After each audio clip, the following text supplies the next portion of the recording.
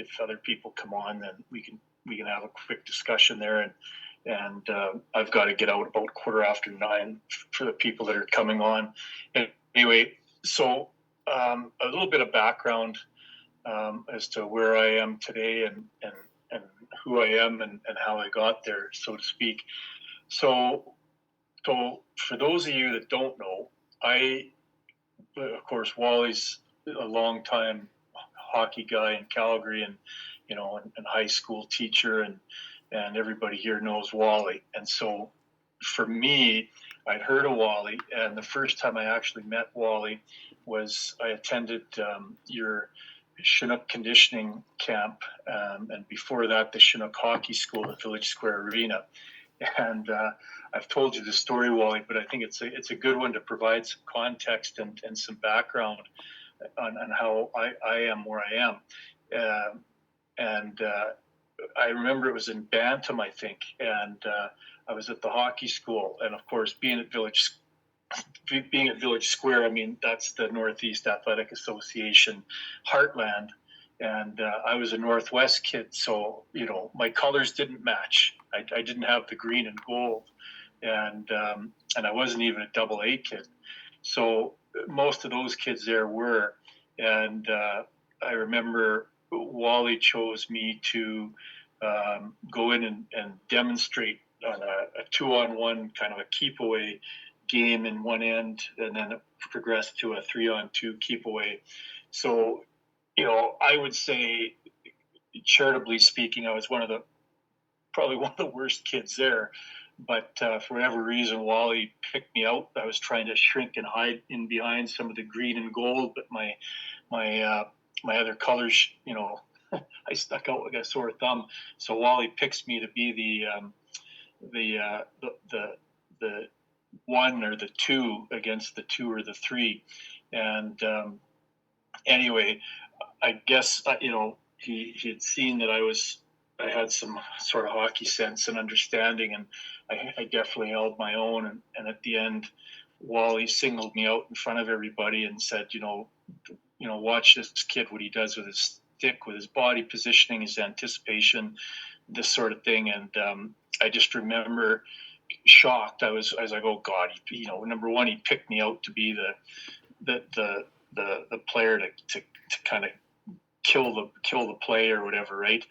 But boy, Wally, you had kind words for me. You said it in front of all the group, and that was the age where in Bantam that my dad had just finished coaching, and I had a series of coaches after that, and most of them weren't very good.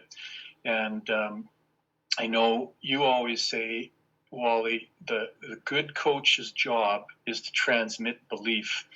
And you pointed out and complimented me in front of everybody, and it wasn't a lot, and it was just that one time when you picked me out, and I did it. But your words stuck with me, till today. That's 45 years later and counting, and that whole concept around transmitting belief, I think, is very important. And so for coaches, we've got to be aware of the power that our words hold. Anyway, so a little bit more about myself. I grew up on a farm northwest of Cochrane and split time between there and the Calgary community of North Haven. And I played shinny on the outdoor rinks as a kid back in the days when, it's 50 a side and nobody knows what side you're on. There's a multitude of jerseys, and, if you're little and young and not very good, you don't get the puck much, you chase, and you're the kid that gets to, plunge into the snow drifts in your skates to go get the pucks when it gets shot over. So we didn't have any chicken wire or anything around the ends of the glass. So the good old days, and there's a lot of, contextual game-like experience there when you're playing shinny against, 20, 30, 40, 50 other people. And it's basically every man for themselves. And the first time I remember walking into the rink at Max Bell in Pee Wee, I think it was, I remember just being in awe.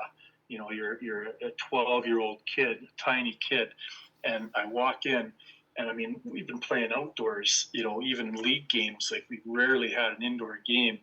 And the Max Bell Arena the size of the dressing room itself was, I'd never been in anything that big. And then the long walk out to the players' bench, which, seemed like a really long players' bench. You take that first step on the ice, and it's like, oh my God, I've got to skate all the way up and down here. Like, that's incredible. So that's kind of the era that I grew up in, because I'm a kid of the '60s. So anyway, that was another fond memory for me as a kid. All of the outdoor hockey, all of the unstructured play, the pond hockey, playing on frozen lakes, was practicing by yourself, that sort of thing. Anyway, fast forward, bumped around, played a little bit of junior, finished up in Spokane. As I said earlier, I had a series of very hard authoritarian style coaches, and we were kind of in the predating the Graham James era. There was a lot of abuses of power, sexual abuses going on in my day, and unfortunately I had to go through a lot of that stuff. Like, I have friends who played for some of these sexual predators, just horrible times, and really just having to go through that stuff, and not even the that sexual abuse side. I'm talking more of the the power that the coaches seem to hold over you if you wanted to get to the next level. You'd do anything, and they would be, physically be abusive, verbally, emotionally, that sort of thing. A lot of bullying from their behalf. So even though I loved the game of hockey, really I found that over the next 5-6 years, it took a toll on me mentally and emotionally, and I wasn't a great player. I really wasn't going to have a professional career by any sorts, but I was hoping to go on and play a little bit of university. And I skated with Lethbridge and U of C a little bit, but I was never good enough to play, so I packed it in. I tried a little bit of senior hockey, but that was so and it was just, it was like right at a slap shot. It was just, I think I played 3 games and I quit. So that's the context of my background, and it kind of, by sharing that, I hope it paints a little bit of a picture for who I am as a person, and my perspective on coaching and sport and how I see the world. So we fast forward from there. Today I would say, I see myself now as an international sport consultant. I finished my undergrad in psychology and sociology. I've done my level 4 and 5 high performance coaching diploma through the National Coach Institute, and a master's degree in education with a specialty in coaching. And I'm completing my PhD in sport coaching, and it's a sociological focus. So as well as an international sport consultant, I see myself as a sociologist. And the last few decades, I've been coaching now 40 years after I finished playing. But I'm also, the last couple of decades, have had some great opportunities internationally, and had that ability to experience working in different cultures and in cross-cultural leadership. And I, part of that process is working within organizations and helping them to clarify their own purpose through strategic planning, facilitation, and mentorship. And then a little bit of a separate hat to that, somewhat related, but I also been working as a coach developer, and I heard the term pracademic, so a combination between practical and academic. So a lot of the stuff that I do is, I read a lot of journal articles as part of going through the PhD, and I try to translate the cutting edge research into game-based learning strategies to drive game performance. And ultimately, after all that preamble, I finally settled on identifying my own coaching philosophy back in the day, and I've continued to distill it down to 3 simple things. and it's fun, learn, and return. So I want to make sure that the people that I work with, whether or not they're athletes or coaches or sport administrators, whoever's involved in the game, is we're going to have fun, and hopefully the people that I'm working with are going to learn something, and then they're going to want to come back to the rink. They're going to want to come back to the classroom, that sort of thing. And so also within that journey, I've taught junior and senior high kids in sport and sport performance, Hockey Canada skill academies for 13 years, and I think I'm about 7 years of teaching post-secondary in the faculty of kinesiology at a couple different universities. So that's my backdrop, Wally, and it leads into your first question of how did I become involved with the IIHF. And it's always been a dream of mine. I used to go for coffee with Paul Carson a couple times a year, and I think I told him this at one point, that I'd sure love to somehow get involved with the IIHF, the International Ice Hockey Federation, and we went for coffee.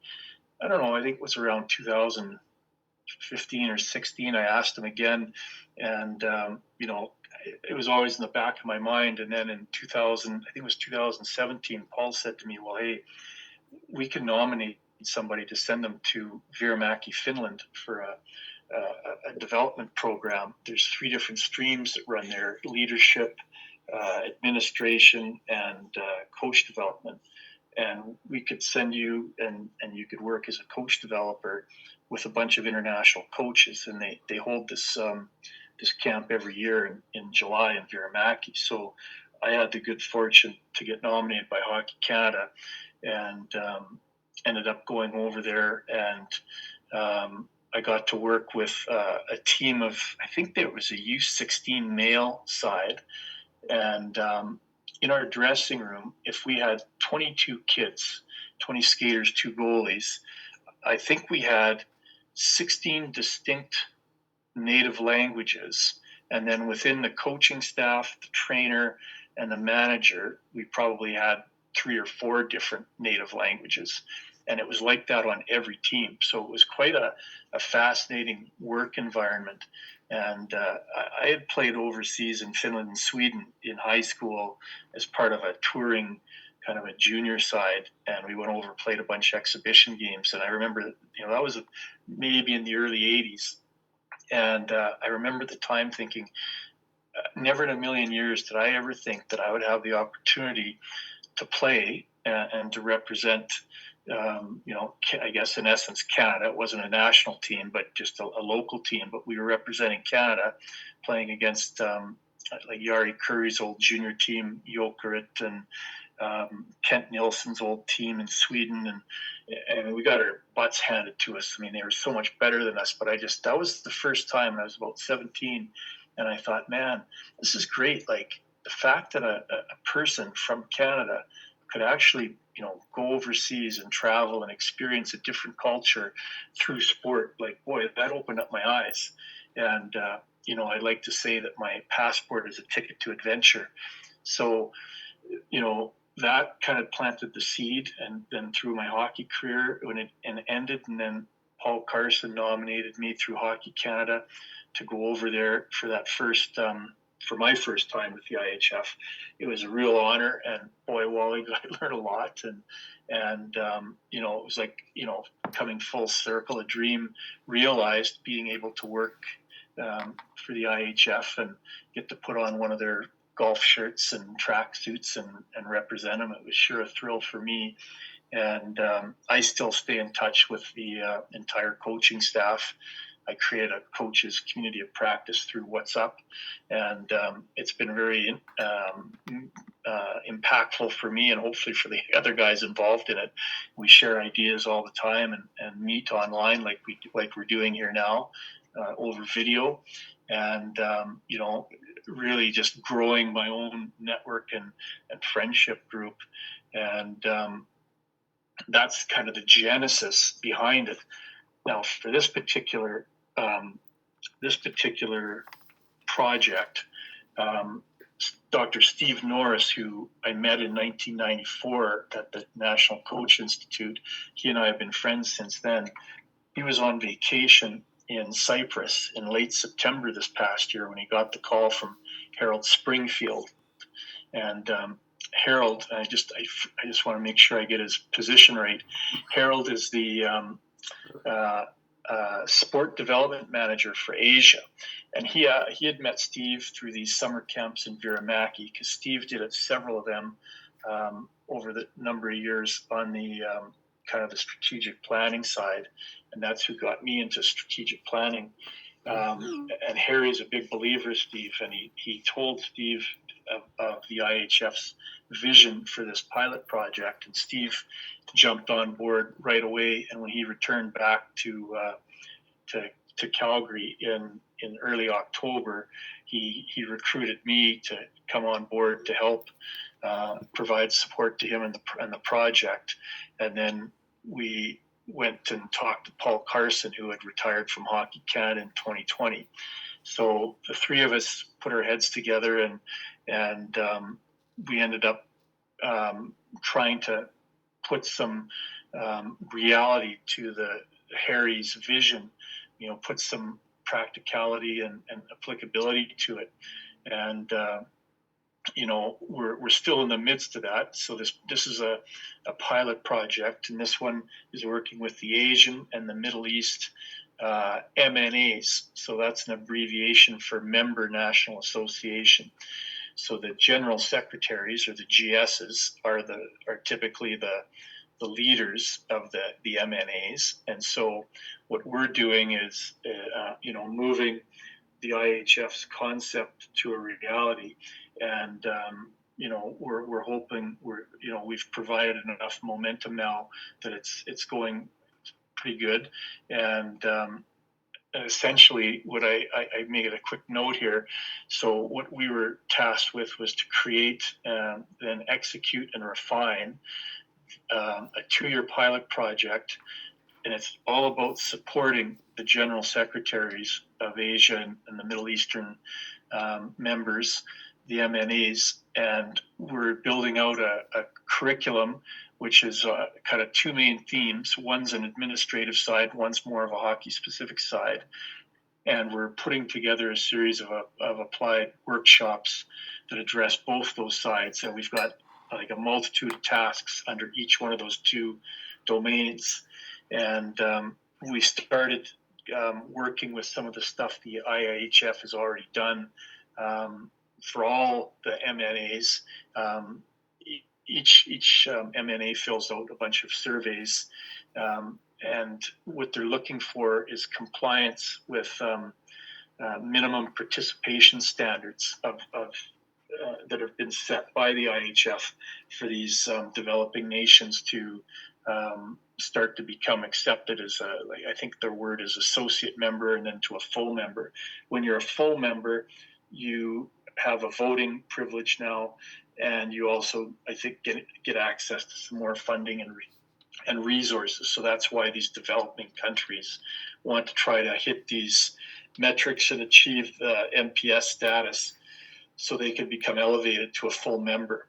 So really, my origin is through my own work, doing what I've been doing in the game and coach developing, and then knowing Steve Norris, and then being involved with Paul Carson when I worked at Hockey Canada eons ago. I think I've known Paul a few more years than I know Steve. So that's what we do now, and the MNAs provide these answers to these surveys, and so that gave us a baseline to see where everybody stood. And we had an online call with all the people that wanted to join, and we had our first meeting in Almaty, Kazakhstan in November of 2024, and we were there. We delivered a week full of basically we tried to build connection with each one, listen and understand what their each particular situation is. There's a lot of kind of cultural differences with the MNAs, but there's an awful lot of similarities too when you look at the big picture. And we really wanted to use that to lay the groundwork, to show them what direction we want to take this, how we're there to support them. And it started, like you said, Wally, you've got to build that connection first, and then move it and drive it forward. And the old saying, you can lead a horse to water, but you can't make it drink. So each MNA individual comes with their own preconceived notions and motivations, and some put more into it than others. But by and large, we feel it was very successful. And one of the Luke Tardif was there, I think, in Almaty, and Marty Nurmanen. He's kind of the director general. Matty Newman. He's the director general. He sat in on almost the entire first week, and he even presented, as did one of the legal counsel from the IIHF, Adrian, and I'll probably butcher his name, Adrian Wickmans. I think he's from the Netherlands, or Dutch, but he's one of their legal counsel. So, like I say, we tried to address a lot of the administrative modules. I think we've got 12 of them, talking about some of those ones are, organizational governance structure, strategic planning and development, safety, risk management, human relationships, personal skills, sponsorship, marketing, financial management, stakeholder community involvement and engagement, legal and ethical responsibility. So, kind of the stuff that goes into the more of the governance and leadership type structure. And we focused on that again this past week in Abu Dhabi. And most of the people that signed up, the countries in the first one, were at the second one. I think there was a difference. We had 15 nations, I think, in both of our meetings, Wally, and they were both the same with the exception of 4 countries. So 4 weren't there and 4 new ones came in. Most of the people were the same across countries, although there's a few changes. Just people's roles change, whatever. And again, those topic areas on the administration side were what we focused on this one as well. And we had John Veraguth, who is the finance director for the IIHF.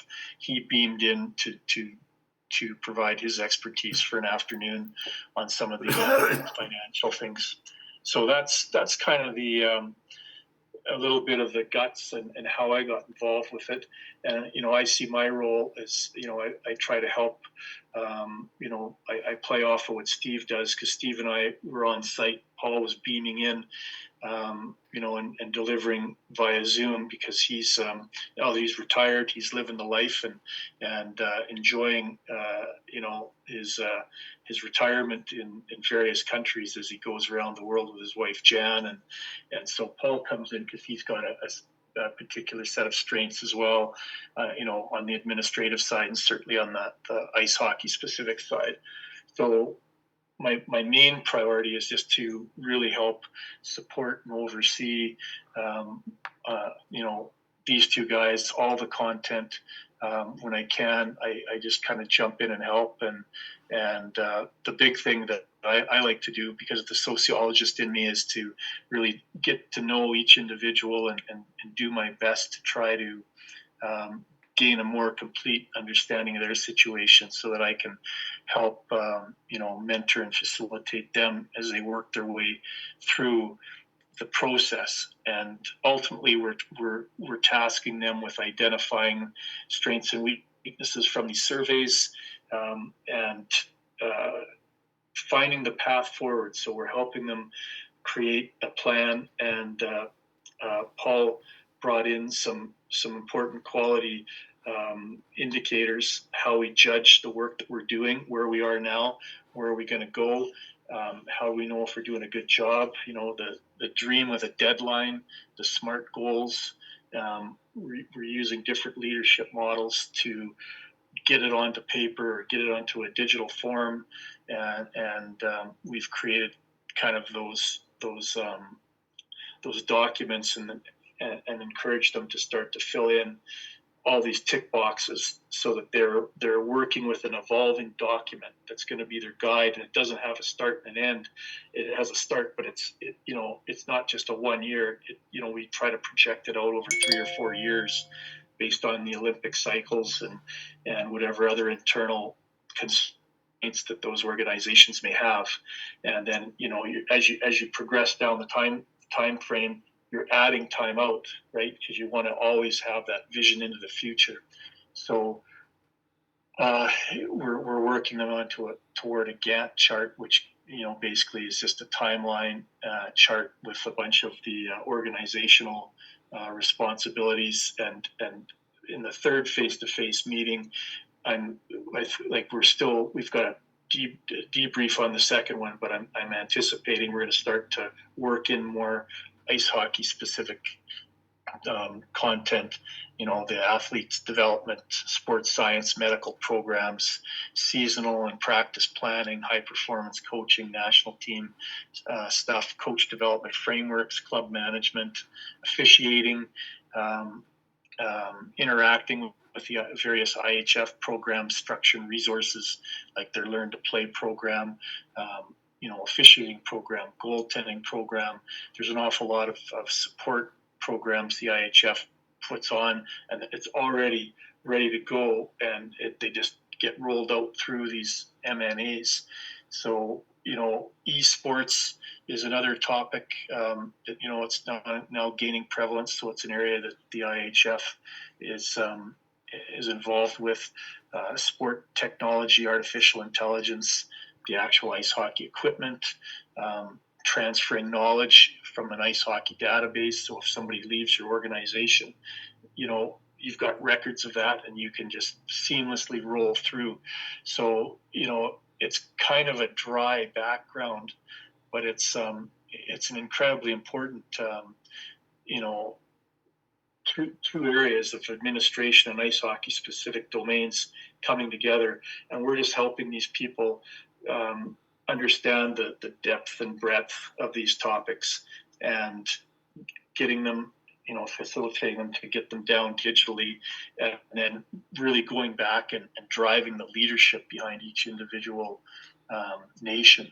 And ultimately, it aligns really well with the ice hockey, international ice hockey vision, mission, and strategic plan.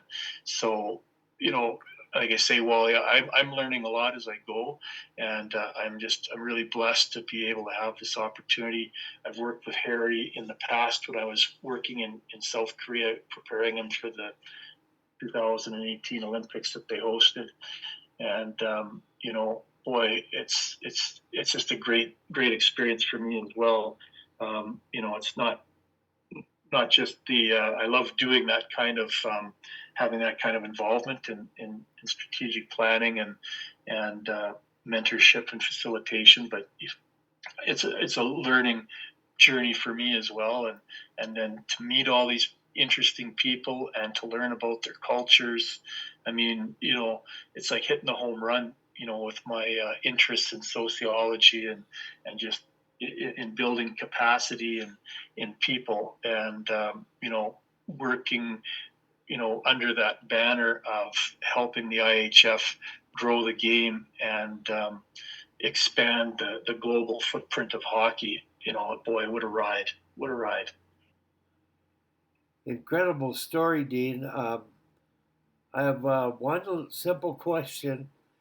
Different countries, different cultures, communication, language. Can you describe the challenge of that? Because the details and the scope and dimension of what you've talked about is brilliant, but daunting to me listening to you. And you're going in to deal with so many different nations. Dubai was the meeting place. Yeah, Abu Dhabi. Abu Dhabi. Middle Eastern for sure. Yeah. And how did communication occur where people understood one another? So the IIHF operates under the understanding that English is the international language of hockey. Yeah. So we, wherever we go, everything's done in English. And, like Harold Springfield, for example, he's Austrian, so he speaks German as his native tongue. He married a lady from China. She speaks, I'm guessing, Mandarin because there's different dialects. And so Harry's, she's learning English, he's learning Mandarin, or they did at some point. We're pretty insular here in North America. Most of us only speak one language, and the French Canadians and the people that study French in school, being as we're in Western Canada, it's not quite as prevalent out here, but there's some Canadians that can speak both French and English, and I'm not even sure. Harry probably understands a few other languages as well, but it's not unusual for us, and I've embedded myself in different nations, like, in South Korea, and I've worked in, I forget, I think it's close to 30 different countries now. And most of those, their native language isn't English, but we try to operate in English as much as we can. The people as general secretaries are all pretty good in bilingualism, with English being one of their languages. Most of them speak more than two languages. I've worked with people that speak 9 or 10 languages fluently, can converse, can read, can write. Boy, is it humbling.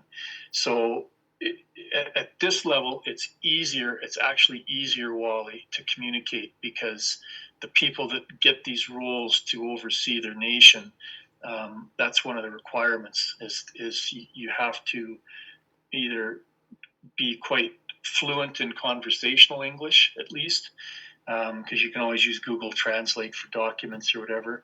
But by and large, most of them are really, really good. And then, of course, you've got different translation programs on your phone. And one guy in our sessions, relied on that an awful lot. And he's really working on becoming better in English. He's pretty good now. He's improving. And, but it's a process. Where it becomes more of a challenge is when you get outside of this high-level organizational governance role, and you get into the more granular, on-the-ground, skates on the ground, boots on the ground level, where you've got coaches in these different countries that maybe are more predisposed to only speaking their native tongue. And I mean, like I say, I've embedded myself in a bunch of different countries through Europe and Asia where that's been the case. And English isn't, I'm using English and they're using, we're both using sign language, like drawing on whiteboards. Typically what I do is I create a glossary or a list of words that are often used in that particular language, and like words like face off and offside, and kind of English words like this to describe the game often don't have a corresponding word or phrase in that other language. Like you'd be surprised, some of the locals in different languages actually use hockey terms in English, and it means the same across the board. But I try to create this glossary so that I have a phonetic guide to what words they would use in their country to what is pass, what is skate, what is shoot, what words do I use there, and then maybe a short list of adjectives, fast, slow, timing, the different words that I can try to learn myself in that native language. And I share those glossaries. I print them out and I'll laminate them and share them with the coaches so that we try to meet in the middle somewhere, when we're down to that local level, when direct language communication becomes more of an issue. So, between that and, acting out, drawing, a lot of times a translator will be present. So, we find a way. figure it out, right? As you say, feel, we got to figure it out. We're there to solve problems. Yeah, you very interesting. You would come up with figure it out because Yeah. the essence of the game is Yeah. letting them play and figure it out. And here you are dealing with a myriad of different levels, different countries. It's daunting to the listeners, I'm sure, to hear what you're doing. And it's amazing that hockey is one sport that's really being expanded and becoming a world sport. And It's everywhere. It's quite amazing, hey Wally. Like, who would have thought? Like, I mean, I'll just, before I get ready to sign off here in about 5 minutes, the list of countries that were there in Almaty, Kazakhstan, which is an amazing country, an amazing city that I'd never been to.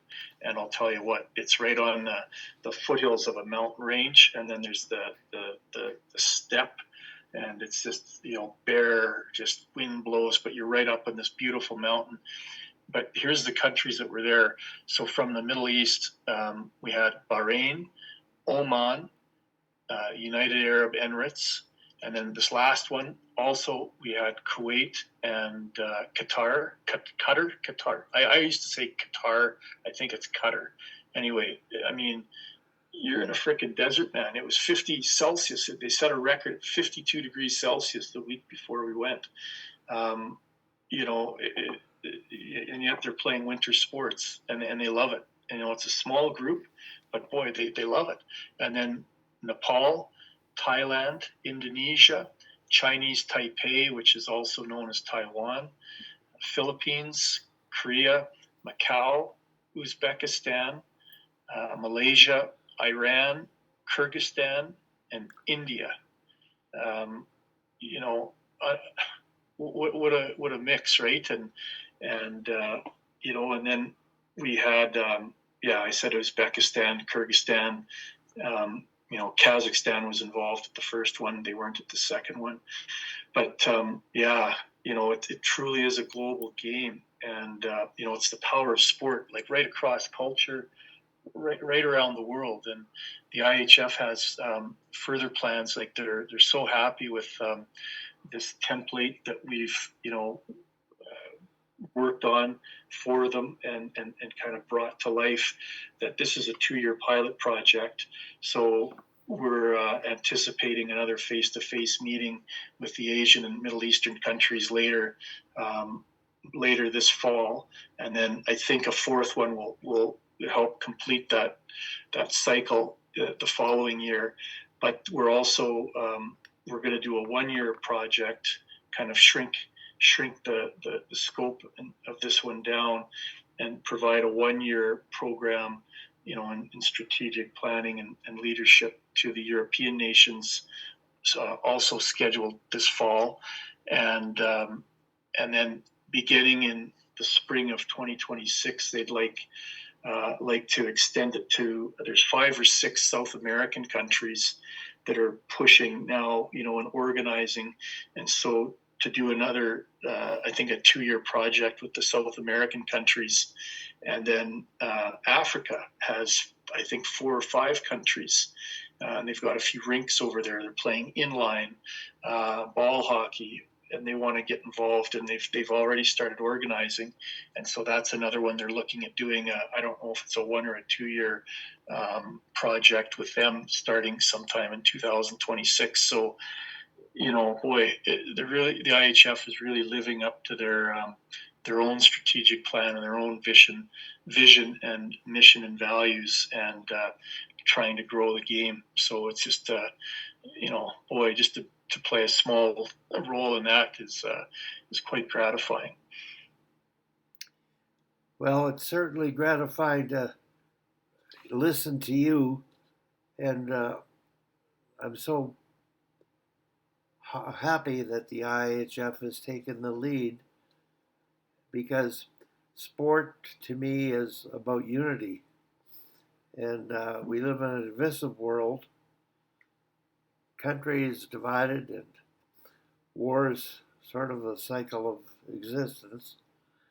And I've always been one who's cherished the Olympics and the ideals of the Olympics and what they represent.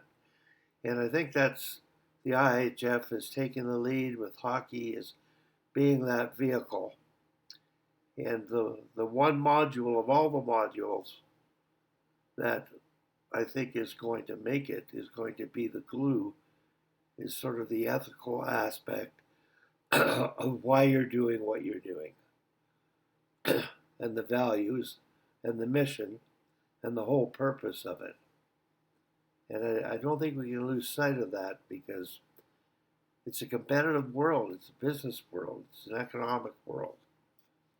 And we lose sight of the values and the mission and the brevity of our time on Earth. So, well, it really did strike home in a number of ways for this last trip, Wally, because the timing of the situation between Iran and Israel, and the IIHF, obviously works in all environments. I've got friends in many different nations, and a lot of them, are at loggerheads, like you say. It's a divisive time, particularly these days. And as we were flying from London toward Abu Dhabi, and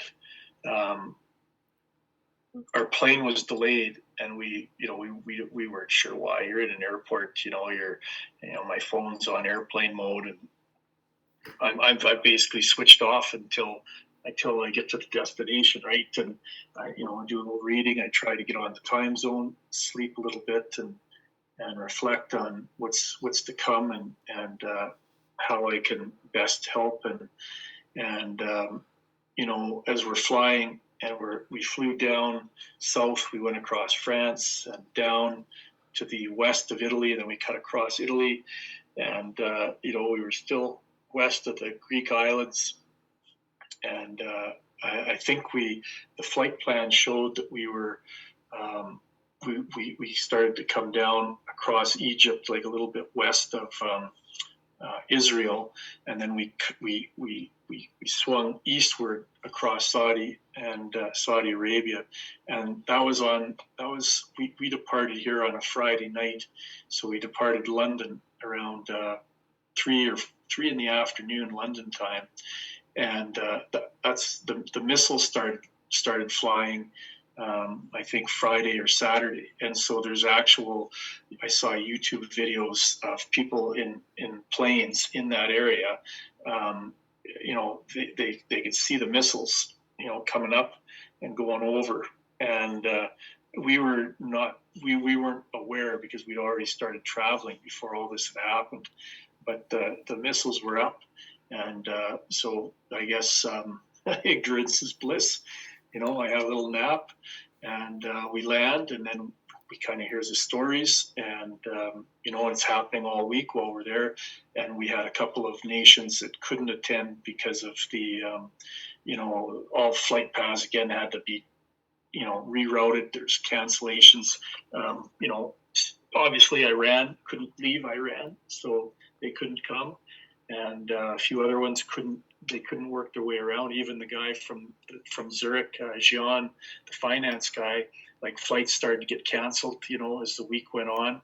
He couldn't fly in. His flight got canceled, so we had to deliver it through Zoom.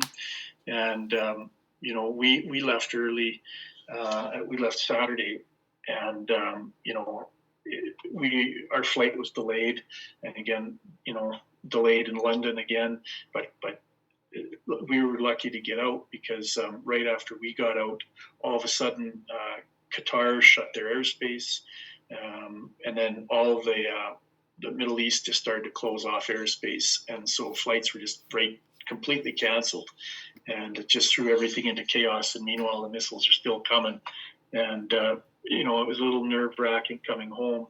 I was watching the flight plan, and I'm going, I would like to see the plane going a little farther west, but we seem to be, inching east closer to Iran as we come up and across Saudi and go across Bahrain. And, I'm improving my geography as well, Wally.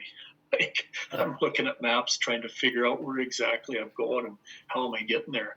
So, like you say, sport has an amazing power to build community. I agree with you 100% on your statement that you've got to have that solid ethical framework. It underpins everything. And I'll just close off by I'm just looking at the IIHF website.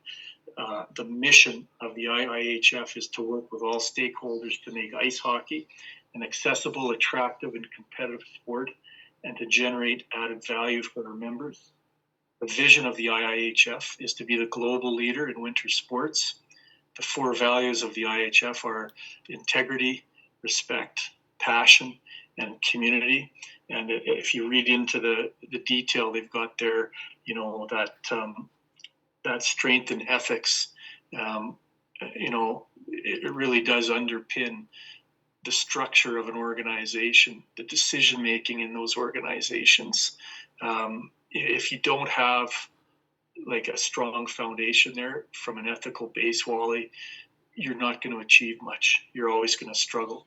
And finally, the strategy of the IHF is they've named it ICE 26, ICE 2026. And the 3 initiatives there are innovate, collaborate, and expand. So, given the geopolitical tensions in the world, as we were en route, while we were on site, and as we returned, that added to the how memorable this trip was. Like, not only was it a privilege to be doing this under perfect conditions, but to actually be there under challenging and divisive conditions, and people still working hard to get there. And it's not about politics. It's about individual human beings trying to build their communities and to strengthen their communities through sport and the transferable skills that sport can bring to life. I mean, it's not about those political stripes. It's about something greater. And I'll finish on this note because as we talked before we started recording, we had a tremendous tour of a grand mosque while we were there, and it was so ornate, so opulent, but so impressive. You could feel the spirituality, you could feel the serene calm, the craftsmanship. UAE, it's got a lot of money, and no expense was spared. But this was a symbol amidst all this other divisiveness and these challenges and these arguments and however you want to characterize what was happening between Iran and Israel, and in other countries. It was like this mosque was this peaceful anchor, regardless of what religion you belong to or even if you don't. I think it moved. Most of us attended this tour.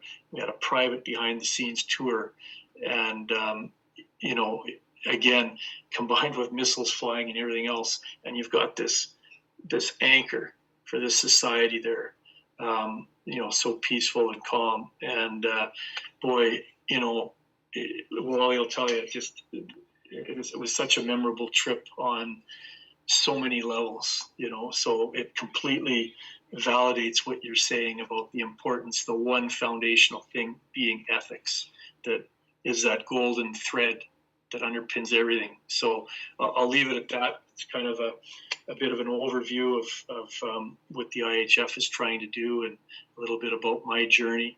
And, certainly I'd love to come on in the future and tell some more, maybe some more interesting tales of some of the stories that happened and share with others if they're interested. Thank you very much, Dean. You've just put your toe in the water. and the water was warm, buddy. Trust me. We went in the Persian Gulf. It was warmer than the air. It was like a hot tub. It was awesome. I'm going to have a great morning editing into about 5 parts. your conversation and sharing it with a large audience. Uh, I I really believe that what you're doing is tremendous, and I'm so thankful to have had you on this morning because I had no idea of the extent and depth, the scope of what you're doing and involved in, and that a governing body like the IIHF is playing such an influential role. So kudos to all thanks, of you. Wally. Thanks. So, like I say, I like, hopefully we can expand on it if people are interested later online. But yeah, for sure, if you have time, next week, if you want to go for a coffee sometime, send me a text, and glad to meet you for a coffee, show you some more pictures, and like I say, tell more of the personal stories.